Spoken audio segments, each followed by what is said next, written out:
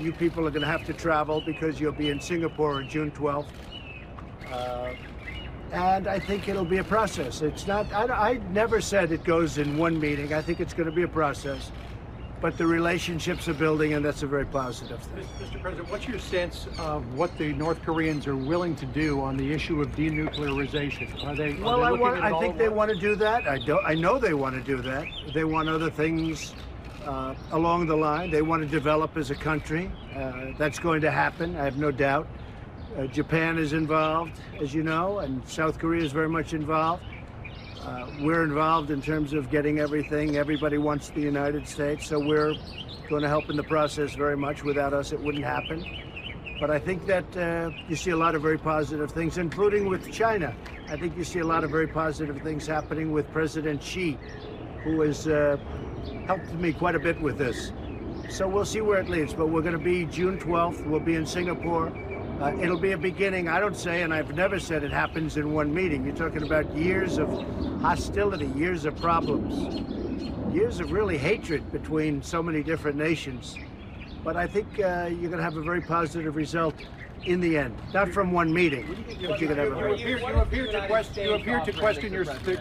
question their sincerity in your letter to Kim Jong Un last week. Have they gone far enough now? Well, don't forget, my letter was a response to their letter. The media forgot that. You know, the media said, oh, you had a meeting, then you cancel. I didn't cancel the meeting. I canceled it in response to a very tough statement. And I think we're over that, totally over that. And now we're going to deal, and we're going to really start a process. We're meeting with the chairman on June 12th. And I think it's probably going to be a very successful, ultimately a successful process. We'll see. Remember what I say. We will see what we will see. But I think it's going to be a process that we deserve to have. I mean, we really deserve. They want it. We think it's important. And I think we would be making a big mistake if we didn't have it. I think we're going to have a relationship, and it'll start on June 12th. What can you get done in one meeting? What can you get done on June 12th? Well, this was a very good meeting. Don't forget, this was a meeting where a letter was given to me by Kim Jong Un, and that letter was a very nice letter. Oh, would you like to see what was in that letter? Would you like? How much? How much? How much? Why don't you give us a flavor of what the letter says? It was a very interesting letter, and at some point it may be appropriate, and maybe I'll be able to give it to you. Maybe you'll be able to see it, and maybe fairly soon. But really, this was a letter presentation that ended up being a 2-hour conversation. Why did it end up going so long? Because we found the whole subject matter very interesting, and because I really think they want to do something, and if it's possible, so do we. What did he ask you? I think all we're going to do is be there on June 12th, and we're going to see what happens. Mike has been dealing very well. They have a very good relationship with Mike Pompeo, our Secretary of State. It was actually very interesting because this was literally going to be the delivery of a letter, and it ended up being a 2-hour conversation with the second most powerful man in North Korea. Did he ask you about the levels in South Korea? We talked about almost everything. We talked about a lot. President, have you had a conversation? And we talked about sanctions. Did they agree to see the ID? I don't want to say Did they that. agree to see the ID, sir? We talked about a lot of things. We really did. But the big deal will be on June 12th. And again, it's a process. It doesn't go. We're not going to go in and sign something on June 12th. We never were. We're going to start a process. And I told them today, take your time. You can go fast. We can go slowly. But I think they'd like to see something happen. And if we can work that out, that'd be good. But the process will begin on June 12th in Singapore. Do you believe Kim is committed to denuclearization? Yeah, I do think so. He'd like to see it happen. He wants to be careful. He wants to be, he's not going to run and do things. But I told him, to be honest with you, look, we have sanctions on. They're very powerful sanctions. We would not take sanctions off unless they do that. But the sanctions are very powerful. You've seen how powerful in other ways. You're going to see how powerful sanctions are when it comes to Iran. You see what that's doing to Iran.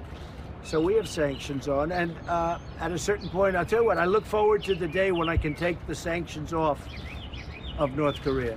And talk about human rights. rights today, and do you expect to talk We did about not it on- talk about human rights. Do you expect to talk about it on June 12th? Could be, yeah, could be. I think we probably will, and maybe in great detail. We did not talk about human rights.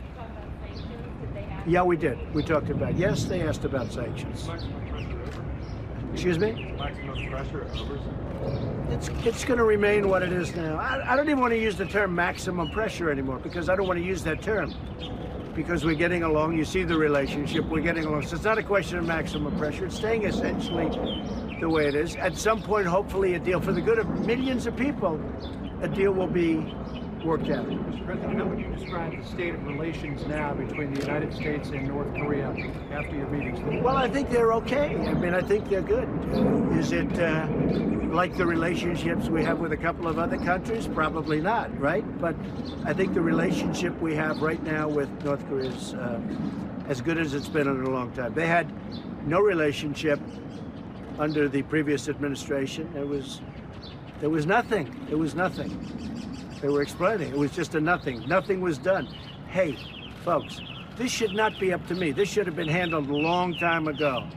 This got to a very critical point. This should have been handled many years ago, not only by President Obama, but by other presidents that preceded me. This shouldn't be done now. This should have been done years ago. You plan to offer the North Koreans economic aid? Well, what's going to happen is South Korea will do that. No, I don't think the United States is going to have to spend. I think South Korea will do it. I think China, frankly, China will help out. I think that Japan will help out. No, I don't see the United States spending a lot of money. You know, we have 3 hostages. How much money did I spend for the hostages? And look, we're very far away. We are very far away. Those places are very close. That's their neighborhood. We're 6,000 miles away. So I've already told South Korea, I said, you know, you're going to have to get ready, and Japan also.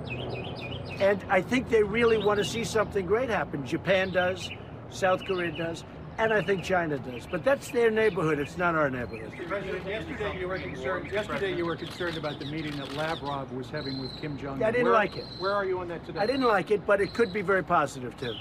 I didn't like the Russian meeting yesterday. I said, what's the purpose of that? But it could be a positive meeting. If it's a positive meeting, I love it. If it's a negative meeting, I'm not happy. And it could very well be a positive meeting. South Korean war on June 12th during the summit? Well, that could happen. That could happen. We talked about it.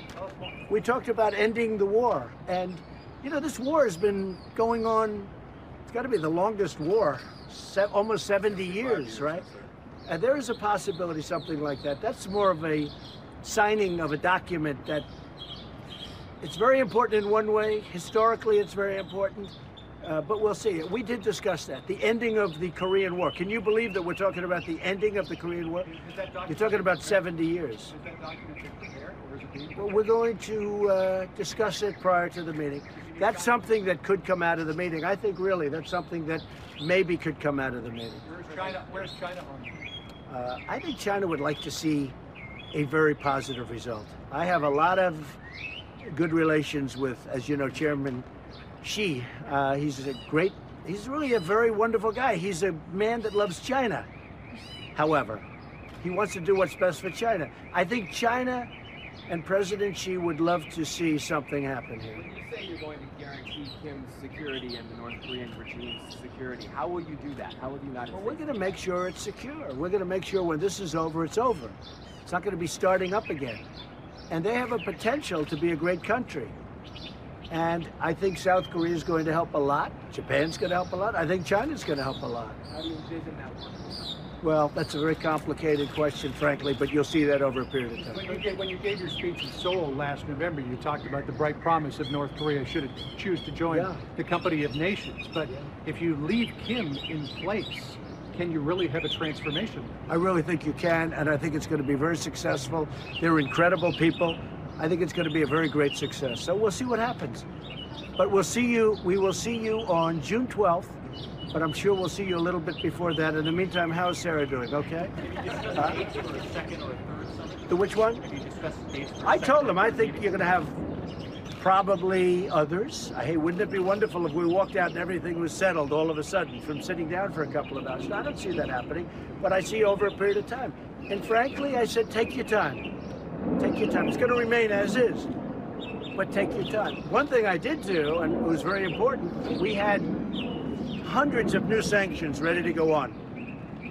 And he did not, the director did not ask, but I said I'm not going to put them on until such time as the talks break down. We have very significant sanctions on now, but we have hundreds that are ready to go. But I said I'm not going to, but why would I do that when we're talking so nicely? So is this first meeting more of a personal diplomacy, part of your I getting think to know it's you? a getting to know you meeting plus. And that can be a very positive thing. What was your response to the letter? Did you send anything back? No, I didn't. I haven't seen the letter yet. I purposely didn't open the letter. I haven't opened it. I didn't open it in front of the director. I said, would you want me to open it? He said, you can read it later. I may be in for a big surprise, folks. So long, everybody. What's the next move on NAFTA, sir? Well, NAFTA, look, it's been a terrible deal for the United States. People are starting to see it. We lose over $100 billion a year with Mexico. We lose many, many, many billions of dollars with Canada. Canada doesn't take, I mean, they're very restrictive as to taking our agricultural product and other things. And, you know, all of these countries, including the European Union, they charge 5 times the tariff. We don't charge tariffs, essentially. They charge 5 times what we charge for tariffs. And I believe in the word reciprocal. You're going to charge 5 times, we're going to charge 5 times. That hasn't been done. No other president ever brought it up. And it's going to be done now. So we're negotiating numerous deals. We're talking about NAFTA. To be honest with you, I wouldn't see NAFTA. I wouldn't mind seeing NAFTA where you'd go by a different name, where you make a separate deal with Canada and a separate deal with Mexico, because you're talking about a very different 2 countries. But I wouldn't mind seeing a separate deal with Canada where you have one type of product, so to speak, and a separate deal with Mexico. These are 2 very different countries. It's been a lousy deal for the United States from day one. We lose a lot of money with Canada and we lose a fortune with Mexico. And it's not going to happen like that anymore. I mean, Mexico has taken our car companies, a big percentage of them. And we can't do that. And look, the American worker agrees with me. Obviously, the stock market agrees, because when you look at what's going on with the stocks, they're starting to see I'm right. But if you take the European Union and you see the kind of tariff they charge, and then we don't, that's called not fair trade. I want fair trade. I like free trade, but I want fair trade. At a minimum, I want fair trade. And we're going to have it for our workers and for our companies. And you know what? The other side understands it. To be honest with you, they cannot believe that they've gotten away with this for so many decades. Canada, the UK, some of our closest allies are complaining long and loud about these new tariffs. What do you say to that? They're our allies, but they take advantage of us economically. And so I agree. I love Canada. I love Mexico. I love them. But Mexico's making over $100 billion a year. And they're not helping us with our border because they have strong laws and we have horrible laws. We have horrible border laws. They have strong. They could solve our border problem if they wanted, but they don't want to. And when they want to, then I'll be happy. But I think we have a good chance of doing some great trade deals that will make America great again, right? That's what we're doing. But America has picked up, we've made about $8 trillion in value since, you know, we're double the size of the economy of China. We've picked up a lot of value, a lot of wealth since I've been president. More than $8 trillion. And that's a very low number because we're talking stock market wealth. I'm talking about beyond that. Our companies are doing great. We're doing great. Our military is rebuilding. We have a lot of great things going. We're going to straighten out trade. The trade is going to be easy. And other countries understand. You know, when I talk to them, they look at me, and this is in closed doors, not for you people. And they essentially say, we can't believe we've gotten away with this for so long. It's like you guys can't believe you've gotten away with it for so long. What's on the agenda for Camp David? I want everyone to watch, because I'll tell you what, we have such a great country right now at this level. I don't think we've ever been on an economic scale. You look at the numbers, 3.8%. We have the lowest numbers of unemployment that we've had. Is it 50 years? I think it's 50 years, right? So we have some of the best economic numbers we've ever had as a nation, and that goes a long way. And we're building something very special. Just remember, we're twice the size, our economy, twice the size of China. Good meeting today. I think it's a great start. What's on the agenda for Camp David? Just a little relaxation and a lot of work. We have a lot of calls set up. I'm calling a lot of the foreign leaders. I'm negotiating trade deals. I'm working hard for you people. Have a good time. Thank you.